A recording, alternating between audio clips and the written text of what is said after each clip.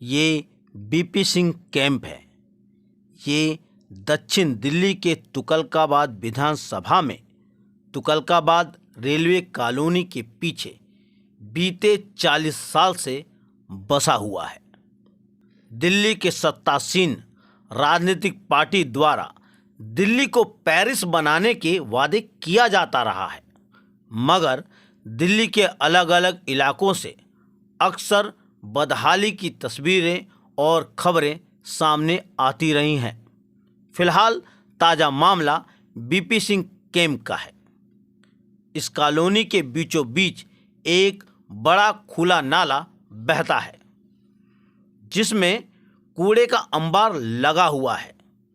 इस नाले की सफाई निरंतर नहीं होती है, जिससे यहाँ के लोग बदबू और गंदगी में जीने को बेबस है। इस नाले का गंदा पानी लोगों के दरवाजे तक पहुँच जाता है।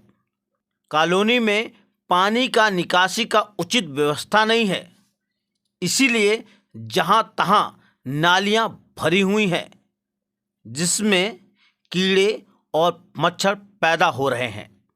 यहाँ के लोग गंदगी से होने वाली अलग अलग बीमारियों के शिकार हो रहे हैं। अक्सर प्रचार किया जाता है, स्वस्थ रहने के लिए दिल्ली जल बोर्ड का ही पानी पिएं, मगर बीपी सिंह कैंप के निवासी बोरिंग का पानी पीने को मजबूर है, जो बेहद खारा पानी है।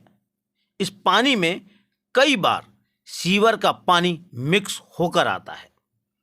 जब जल बोर्ड का पानी मिलता ही नहीं है, तब बीपी सिंह कैंप के निवासी दिल्ली जल बोर्ड का पानी कैसे पी सकते हैं? यहाँ की महिलाओं के लिए शौचालय की उचित व्यवस्था नहीं है। सार्वजनिक शौचालय के नाम पर 2 शौचालय हैं, मगर बेहद खस्ते हालात में। यह शौचालय रात 11 बजे बंद हो जाता है, जिसकी वजह से रात की पाली में महिलाओं और लड़कियों को खुले में शौच करने को मजबूर होना पड़ता है। इन समस्याओं से प्रत्येक दिन बीपी सिंह के निवासी सामना करते आ रहे हैं। बीपी सिंह के निवासियों ने विकल्पवाणी टीम से खास बातचीत की। आइए जानते हैं यहाँ के निवासियों ने अपनी समस्याओं पर क्या कहा। विकल्पवाणी, सच्चाई की खोज। ये बीपी सिंह कैंप है और बहुत पुराना कैंप है। लगभग 50 साल के आसपास का पुराना कैंप है और यहाँ पे बहुत सारी समस्या है। बहुत सारी समस्या, जैसे पानी की समस्या, पीने की पानी की समस्या, बाथरूम लैट्रिन की समस्या और नाली खड़ंजे की समस्या। क्योंकि जब बारिश होता है तो लोगों के घर में पानी घुसता है। ये आप जो नाला देख रहे हैं, नाला बहुत लंबा है और इसकी सफाई नहीं होती। अगर सफाई हो जाए तो निवारण हो, लेकिन सफाई नहीं होती। इस कारण जब बारिश आता है, और अभी आप देखें इस मौजूदा टाइम में इतना गंद भरा हुआ है। हमारी नाली साफ नहीं होती, हमारे घर में कीड़ा जाते हैं, कोई सुनते नहीं है। जब वोट का टाइम रहता है सब सुनते हैं, उसके बाद कोई भी नहीं सुनते हैं। 50 बार उनको तेल लगाओ फिर भी नहीं सुनते। हमारे घर में इतने कीड़ा रेंगते हैं, हमारे घर में पानी चले जाते हैं। समस्या पानी, बिजली। बिजली तो सही है, पानी की सबसे बड़ी समस्या, गंदगी की सबसे बड़ी समस्या, मेन समस्या यही है कि एक तो नाली की परेशानी है। नाली साफ करने कोई भी नहीं आता, सब नालियाँ भरी पड़ी है, सड़ रही है। मान लीजिए गंदगी है, और ये गंदगी से तो बीमारी फैलती है ना। हैं, एक पानी की समस्या है, एक ये रास्ता है। तो ये रास्ते को देखो, कहीं तो कहाँ कितना गड्ढा हो रहा है, कहीं कितना गड्ढा हो रहा है। तो ये पानी की जब बरसात के टाइम होती है तो ये पूरा भर जाता है। तो जाने आने के लिए बच्चों को, बड़ों को, बूढ़े को, सबको दिक्कत। ये जैसे देखिए खोद के चला गया, ये देख लीजिए, थोड़ी सी दिखाओ, यहाँ पे दिखाओ। जिस तरह खोद के चला गया, कोई गाड़ी लेके जाता है गिर जाता है यहाँ, हैं। खोद के चला गया, कोई इसको फिर दोबारा पाइप डाला। जैसे अगर उसको खुदाई की तो इसको बंद भी तो करना चाहिए। हमने यहाँ पे मट्टी डालें, हमने मट्टी डाले यहाँ पे हैं। अब जो भी नकारा, इसे भाई विधायक का है तो विधायक के नकारा है, पीने के पानी के लिए लोग बाग बाहर से पानी लेके आते हैं, जो 20 रुपये बोतल मिलता है, 25 रुपये बोतल मिलता है। और ये पानी जो कैंप में दिया जा रहा है बोरिंग का, उससे नहाने के लायक भी नहीं है, क्योंकि वो इतना पीला पानी है। अगर उससे नहाए आदमी तो आदमी का रंग पीला हो जाता है। कपड़े 2 दिन में देखेंगे तो जैसे कि हल्दी डाला हुआ है, इस तरह से कपड़ा हो जाता है। तो पानी की तो बहुत ज़्यादा समस्या है। यही पानी पीने से मेरी पथरी हो गई है और अभी मैं ऑपरेशन 1 महीना हुआ मुझे ऑपरेशन करवाए हुए। बताओ इस पानी से कैसे इंसान बच्चे कैसे ठीक रह सकते हैं। आप चाह सकते हो पानी भी देख सकते हो कैसा पानी इधर का। मतलब दिल्ली लेवल के टैंकर भी नहीं आते? नहीं, टैंकर नहीं आते।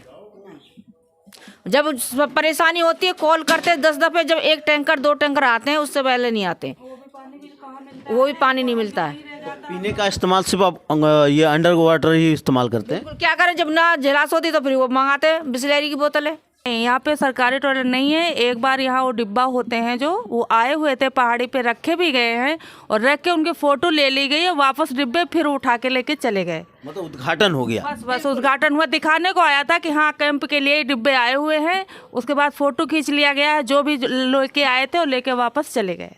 मतलब शाम को लेके चले गए? जी, वापस ही चले गए। फोटो खींच लिया कि हाँ ये रखे गए हैं यहाँ, वो फोटो डाल दी गई होगी जहाँ डालना होगा कि हाँ कैंप के लिए डिब्बे रखे गए हैं। उसके पैसे गमन हो गए? बिल्कुल जी। अब ये बताइए, ये बच्चे रात बिरात में कहाँ जा सकते हैं? शौचालय इधर नहीं है, ये कहाँ जा सकते रात में बताइए।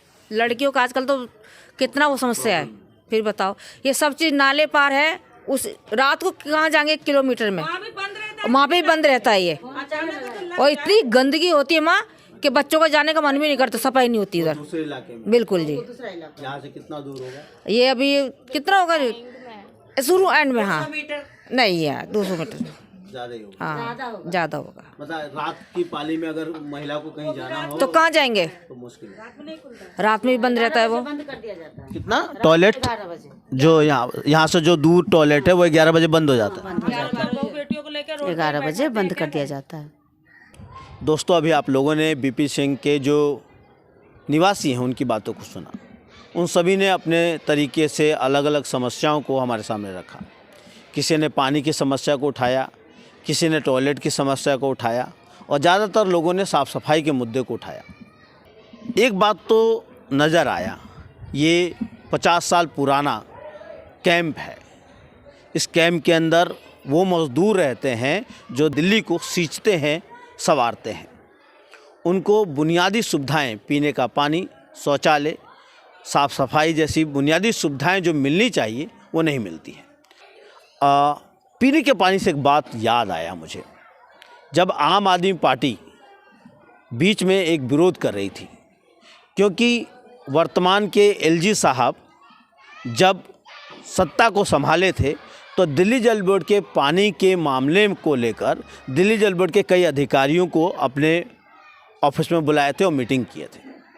उसका विरोध आम आदमी पार्टी जो इस समय दिल्ली की सत्ता में शामिल है उन्होंने किया था और कहा था कि दिल्ली जल बोर्ड का जो पानी का जो अधिकार है वो राज्य सरकार के अधीन आता है, इसलिए वो सुप्रीम कोर्ट भी गए थे। लेकिन एक बात आपको बता दें कि दिल्ली की जो राजनीति है वो पानी पर टिकी हुई है। पानी जो एक मौलिक अधिकार है, लेकिन उसको राजनीति का एक हथकंडा बना लिया गया है, एक जरिया बना लिया गया है। एक बात तो ये है। और दूसरी बात जो मैं हर वीडियो में कहने की कोशिश करता हूँ और बताने की कोशिश करता हूँ, हमारे देश के सत्ताधारी बार बार दावा करते हैं कि हम एक आधुनिक हिंदुस्तान बनाने वाले हैं, चांद पे जाने वाले हैं, सूरज तक जाने की हम इच्छा रखते हैं, हमारे सत्ताधारी इच्छा रखते हैं। लेकिन अपने ही देश के मज़दूरों को उनकी कॉलोनियों में उनको पीने का पानी, बिजली, स्वास्थ्य की सुविधा, स्कूल, साफ सफाई जैसे बुनियादी चीज़ों से उन्हें महरूम करते हैं। तो सोचना यह है किस तरीके से ये आधुनिक बन रहे हैं, ये किस तरह के विश्व गुरु बन रहे हैं। इस बारे में आप क्या सोचते हैं, आप क्या समझते हैं? कमेंट कीजिए और देखते रहिए विकल्प वाणी, सच्चाई की खोज।